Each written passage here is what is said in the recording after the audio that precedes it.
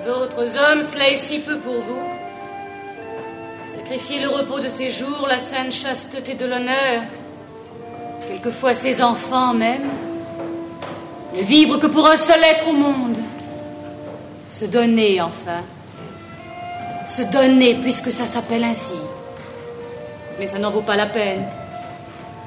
À quoi bon écouter une femme qui parle d'autre chose que de chiffon et de libertinage? Ça ne se voit pas. Vous rêvez tout éveillé.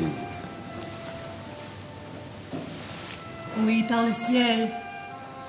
Oui, j'ai fait un rêve, hélas. Les rois seuls n'en font jamais. Toutes les chimères de leur caprice se transforment en réalité, leurs cauchemars eux-mêmes se changent en marbre. Alexandre. Alexandre, quel mot que celui-là. Je peux si je veux. Devant ce mot, les mains des peuples se joignent dans une prière craintive et le pâle troupeau des hommes retient son haleine pour écouter. N'en parlons plus, ma chère, cela est fatigant. Être un roi, sais-tu ce que c'est? Avoir au bout de son bras 100 000 mains, être le bonheur et le malheur. Oh, quel frisson mortel cela donne!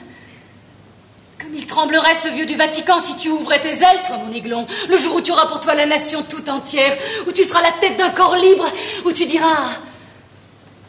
Comme le doge de Venise épouse l'Adriatique, ainsi je mets mon anneau d'or au doigt de ma belle Florence. Et ces enfants sont mes enfants. Sais-tu ce que c'est qu'un peuple qui prend son bienfaiteur dans ses bras? Mais je me soucie de l'impôt, pourvu qu'on le paye, que m'importe. Mais enfin, on t'assassinera. Les pavés sortiront de terre et t'écraseront. Ah, la postérité. N'as-tu jamais vu ce spectre-là au chevet de ton lit? Ne t'es-tu jamais demandé ce que penseront de toi ceux qui sont dans le ventre des vivants? Et tu vis, toi. Il est encore temps. Tu n'as qu'un mot à dire. Déclare Florence indépendante. Réclame l'exécution du traité avec l'Empire. Tire ton épée, montre-la. Songe comme tu es jeune, on t'a mal conseillé, on t'a trompé. Mais il est encore temps. Assez, ma chère, assez. Mais enfin... Fais-toi violence, réfléchis un instant, un seul instant à ce que je vais te dire. N'y a-t-il rien dans tout cela? Suis-je décidément une folle?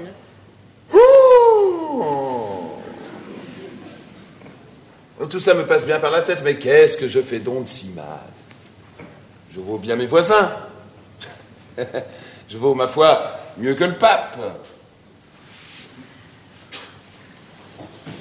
Tu me fais penser aux Strozzi avec tous tes discours, et tu sais que je les déteste. Tu veux que je me révolte contre César, mais César est mon beau-père, ma chère amie.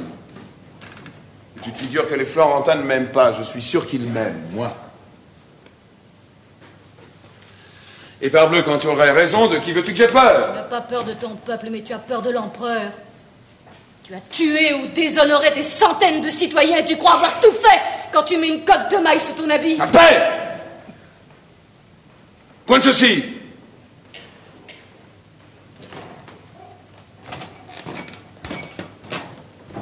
Je m'emporte. Je dis ce que je ne veux pas dire, qui ne sait pas que tu es brave. Tu es brave comme tu es beau. Ce que tu as fait de mal, c'est ta jeunesse. C'est ta tête. Je t'en supplie que je ne sois pas perdu sans ressources. Que mon nom, que mon pauvre amour pour toi ne soit pas inscrit sur une liste infâme. Oh, je suis une femme, c'est vrai, si la beauté est tout pour les femmes, bien d'autres valent mieux que moi. Mais n'as-tu donc rien? Dis-moi, mais dis-moi donc, toi, voyons, n'as-tu donc rien? Rien, là! Mais quel démon! Assieds-toi donc là, ma petite! Écoute, je te dis que Florence t'appelle sa peste nouvelle, qu'il n'y a pas une chaumière où ton portrait ne soit collé sur les murailles, avec un coup de couteau dans le cœur. Que tu me haïsses demain, que je sois folle, que m'importe, tu sauras cela. Alors à toi si tu joues avec ma colère! Malheur à moi. Malheur à moi. Une autre fois... Demain matin, si tu veux, nous pourrons nous revoir et parler de cela. Ne te fâche pas si je te quitte à présent, il faut que j'aille à la chasse. Malheur à moi, malheur à moi. Mais pourquoi?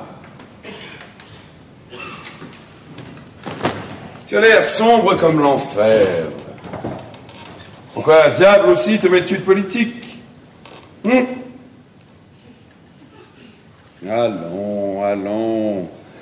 Ton petit rôle de femme et de vraie femme te va si bien. Tu es trop dévote. Cela se formera.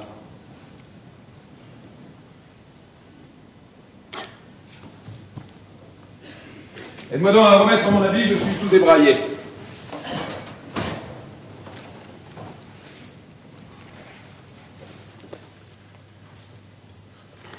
Adieu, Alexandre.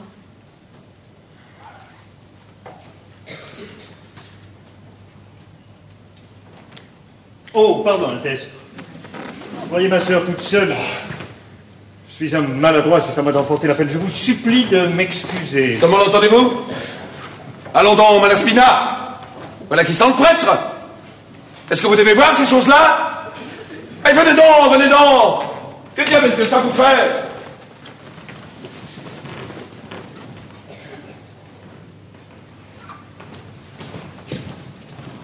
Où es-tu maintenant, Laurent?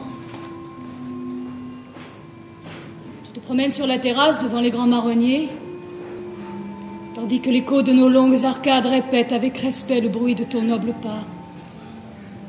Oh, mon Laurent, j'ai perdu le trésor de ton honneur.